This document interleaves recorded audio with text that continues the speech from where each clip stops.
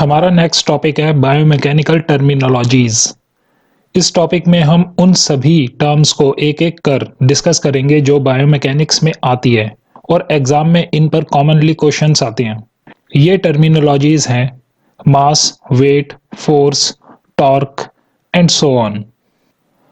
सबसे पहले हम मास और वेट को एक साथ समझेंगे। किसी ऑब्जेक्ट या बॉडी में कंटेन्ड टोटल मैटर को उस बॉडी का मास कहते हैं।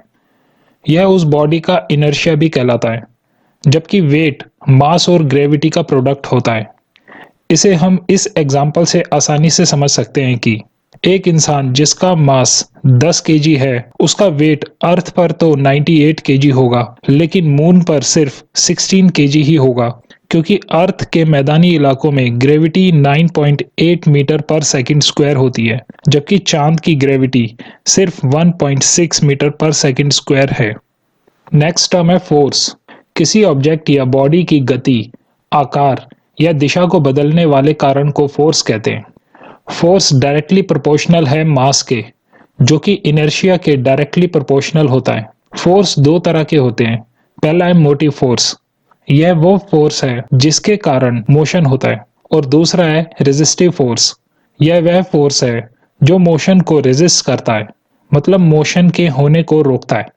किसी भी ऑब्जेक्ट या बॉडी में मोशन लाने के लिए यह जरूरी है कि मोटिव फोर्स रेजिस्टिव फोर्स से ज्यादा हो। नेक्स्ट है टॉर्क।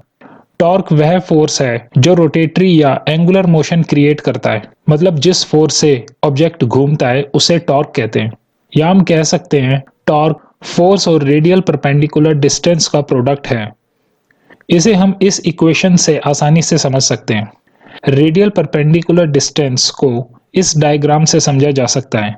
पॉइंट ऑफ एक्सिस से लाइन ऑफ फोर्स के बीच के डिस्टेंस को रेडियल परपेंडिकुलर डिस्टेंस कहते हैं। नेक्स्ट टर्म है फ्रिक्शन। फ्रिक्शन, जिसे हिंदी में घर्षण कहते हैं, यह एक रेजिस्टिव फोर्स है जो दो बॉडीज जो कि एक दूसरे के कांटेक्ट में हैं के बीच होने वाले मोशन को रोकती है।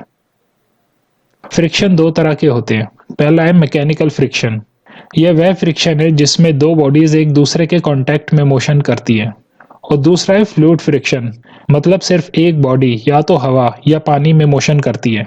मैकेनिकल फ्रिक्शन के आगे दो टाइप होते हैं, स्लाइडिंग फ्रिक्शन जैसे बर्फ में स्की करना, और रोलिंग फ्रिक्शन जैसे रोलर स्केटिंग। इसी तरह फ्लूइड फ्रिक्शन के भी आगे दो टाइप होते हैं, एयर फ्रिक्शन या इसे एरोडायनामिक भी कहते हैं, जैसे जेवलिन या डिस्कस को एयर में फेंकना, और वाटर फ्रिक्शन या हाइड्रोडायनामिक जैसे स्विमिंग। नेक्स्ट टर्म है प्रेशर।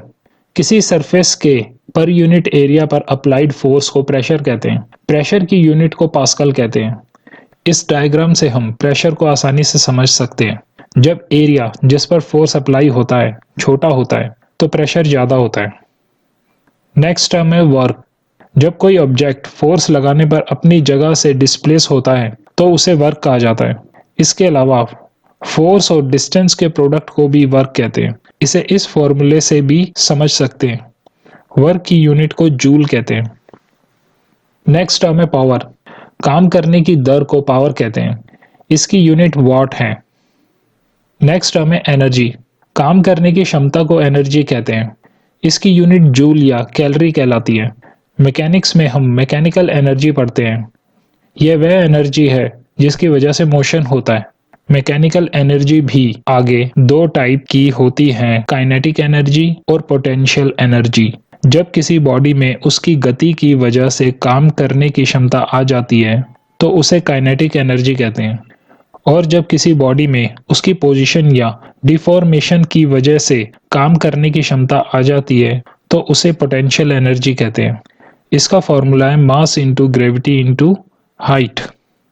एग्जाम्पल के लिए, जब आर्चरी में खिलाड़ी बो खींचता है तो बो की एक्चुअल शेप डिफॉर्म हो जाती है और उसमें पोटेंशियल एनर्जी आ जाती है।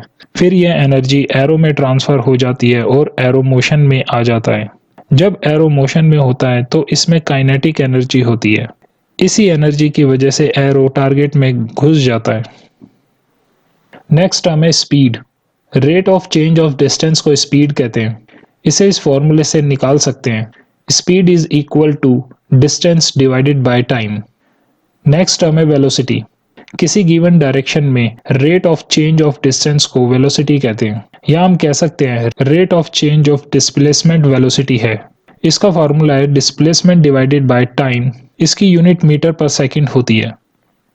नेक्स्ट टर्म है एक्सेलरेशन। वेलोसिटी में बदलाव की दर को एक्सेलरेशन कहते हैं। इसका फॉर्मूला है final velocity minus initial velocity divided by time. इसकी यूनिट मीटर पर सेकंड स्क्वायर होती है। नेक्स्ट टर्म है मोमेंटम। मास और वेलोसिटी के प्रोडक्ट को मोमेंटम कहते हैं, या हम कह सकते हैं जब कोई बॉडी मोशन में होती है तो उसे मोमेंटम कहते हैं। दो बॉडीज डिफरेंट मास की सेम वेलोसिटी पर चल रही हो तो ज्यादा मास वाली बॉडी का ज्यादा मोमेंटम होगा।